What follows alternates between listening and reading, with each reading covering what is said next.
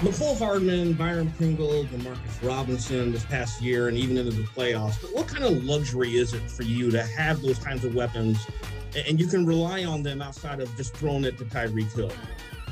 Yeah, I mean, I think not only having them and all their different skill sets that they have where they can make big plays happen and everything like that, but just the relationships that I've built with those guys over the years. I mean, guys like Byron Pringle, I mean, I've thrown to him for 3 or 4 years now. Demarcus Robinson, same thing. And then McCole, I've been with him since he's entered the NFL. So just knowing where they're going to be at, knowing how they play, and developing those relationships and that chemistry with them, I think helps out a ton when you're out there on the football field.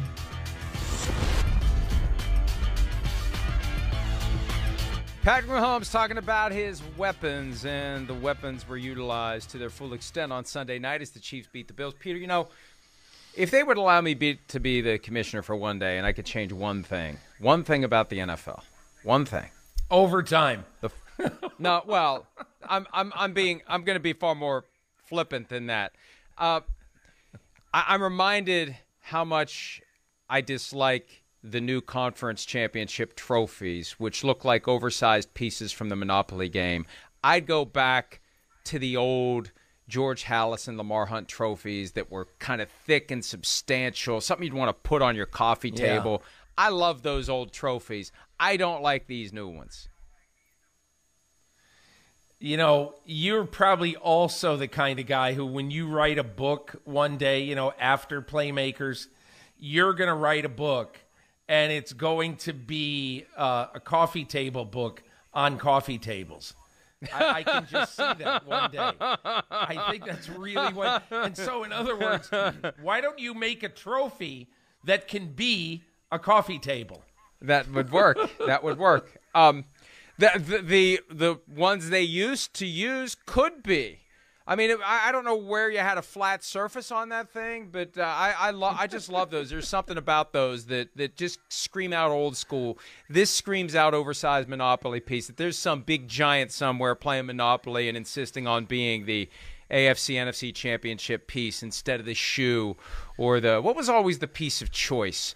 There was the dog, there was the shoe. Oh, the iron. The hat. The iron was the best. The iron. The iron. Yeah. All right, the iron and the iron thimble, sharpens. Those are my go-tos. The thimble. Yeah. There was I haven't played Monopoly in years, and I'm kind of glad for that because I don't think I ever finished a game of Monopoly in my entire life. It just like you do it for an hour and a half, and you realize this is going to take forever. Let's Hey, listen, let's go watch Mike, one of the 3 channels on TV. If you and I played Monopoly, I guarantee there would be blood. I will drink your milkshake.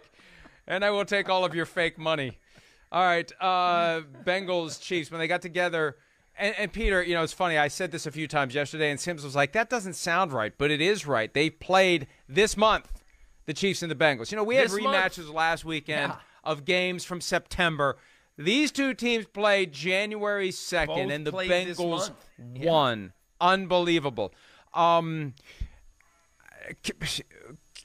Offensively for the Bengals, we saw that the Chiefs refused to devote the resources to taking away Jamar Chase, and the Bengals made them pay for it. And, you know, yesterday I was trying to sound out with Sims. Do the Bengals, do they try to run the ball? Like when Joe Mixon had 30 carries against either the Steelers or the Raiders. Those back-to-back games, he had well over 100 yards in each game. He had 28 carries one game, 30 the other. Or do they just come out and just wing it? And I have a feeling they're going to come out and wing it. They're going to come out and throw to the open guy. Joe Burrow is going to be tasked with finding the guy who's available to catch the football, and they're going to try to go toe to toe, drive for drive, point for point with the Chiefs. I just feel like that's what they're going to do because that's who they are trying to be. And even if this game would dictate a different approach, I think they're going to go down swinging because this is who they're going to be next year. So why be something different now? Look, I think the one interesting thing about this game is that, and this really, really sticks with me, okay? I covered the Bengals against San Francisco about 7 weeks ago. And I sat with Zach Taylor, socially distanced, before the game, the day before the game. And one of the things that we talked about is the threat of having 3 guys who, in their offense, even though it hasn't played out this way this year, are basically equivalent puzzle pieces, chess pieces. And that is Boyd, Higgins, Chase. Nobody would sit here and say that the most dangerous one isn't Jamar Chase. We all get it. He's the guy who everybody thinks there's the number 1 guy, and I get it, and they're right. However, you watch some of the plays this year that Joe Burrow has made to both other receivers, and I can tell you on Sunday, if Joe Burrow comes out and he sees that they are, quote, taking Jamar Chase away, he's going to say, I am Joe Egalitarian today, not Joe Burrow. I'm happy going to Higgins. I'm happy going to Boyd. Look at on the play when he almost stepped out of bounds. And who does he find alone in the end zone on the phantom whistle game? Boyd. And so I look at this game, Mike, and this is the reason. This game is the reason why they took Chase ahead of Penei Sewell. Okay? And it's very simple. They want to make it too hard for any secondary to cover all 3 guys. And at some point, I don't know who it's going to be, but at some point, Daniel Sorensen is going to get exposed, or who knows? Pick a defensive back. But they are going to be singled against a really, really good player. So I think that's how the Bengals are going to try to play this game. That play that we just showed, I think, is my favorite play of the entire year. When he catches that short pass, and there are 7 Chiefs in the screen, and he just keeps going like Larry Fitzgerald shot out of the cannon in Super Bowl 43. But Larry Fitzgerald was being chased by James Harrison and Troy Polamalu. This is 7 guys. One of them surely had the speed to catch him, and they had no chance to get him. And Peter, think of this. Not that and Sim said this yesterday, the Bills didn't do anything exotic to take away Stephon Diggs on Sunday night, or the Chiefs didn't do anything to take away Stephon Diggs, but Gabriel Davis had 4 touchdowns. So, that's the Bengals are going to be aware of that. Somebody's going to if Jamar Chase doesn't have a big night, somebody else is going to, and I don't think it's going to be Joe Mixon. I think it's going to be T. Higgins or Tyler Boyd. Yeah. I think the one other thing that's so interesting about this matchup is, and Mahomes talked about it earlier in that press conference clip, Mike. Did you hear when he said he's been throwing to Byron Pringle for years? And I think that is the secret of what happened this year with Kansas City. And that is, we all kind of left them for dead because they had so many injuries to key guys. They had lost Sammy Watkins. They've lost a bunch of their guys. Clyde Edwards-Helaire hurt. And so what Andy Reid makes absolutely sure that he does in the hot August practices, in the practices during the week, during the season, you know what he does?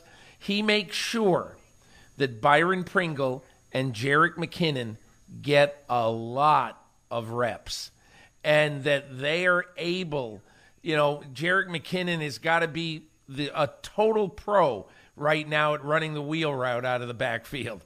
And so the Chiefs are going to never leave themselves short because of injury. That's what this year has proven to me. So, look, I think there's a chance that the big stars of this game, a chance, I'm not saying it's going to happen, there's a chance the big stars of this game could be T. Higgins and Byron Pringle. As crazy as that sounds. But we saw it last week with Gabriel Davis. And I would not be surprised if that's the way it goes in Kansas City on Sunday. Well, and what Mahomes was able to do last week really was spread it around to his stars and his supporting cast. You mentioned Jerick McKinnon. He's been a godsend for the Chiefs recently. He's a guy who was very good in Minnesota as the second option, went to San Francisco, and that was the the big exciting for Kyle Shanahan free agent acquisition he made a few years ago, but McKinnon had a knee injury right at the end of training camp just before the start of the regular season, wiped out all of that year, wiped out all of next year, kind of gone and forgotten. And he's been that guy. He's that force they need that can run it and catch it and make things happen. He's been a difference maker. And they just do a great job of just naturally spreading it around. They don't force it anywhere. Mahomes is the ultimate, I'm going where I think I'm going to have the biggest impact on any given play. When someone, whether it's a design play like the one we just saw where you find McKinnon, it's a screen and off he goes, or you got guys running down the field, wherever he sees that opening, that's where he's going to throw the football. That's what's great about the Chiefs. They're so good. So every one of their guys is going to get to eat at some point. It's not going to be 4 touchdowns for one. It's going to be all of them getting opportunities. I think, and look, that touchdown pass that we just ran, the underhand to Jerick McKinnon, is just, it's why it's so hard to beat Kansas City. It just is. Because they've got the weirdest crap you've ever seen. It's weirder than Favre. And Favre had some weird stuff. And this is weirder because Patrick Mahomes can throw like Kent TeCulvey or Dan Quisenberry on one play. He can throw a 92-mile-an-hour fastball on another play to Kelsey. And then he can absolutely, give a chest pass like John Stockton on another play. He's unbelievably unpredictable, more so than any quarterback in the 102-year history of the NFL. Hi, I'm Mike Tirico, and thanks for watching. Make sure to hit subscribe for the latest news and highlights from NBC Sports.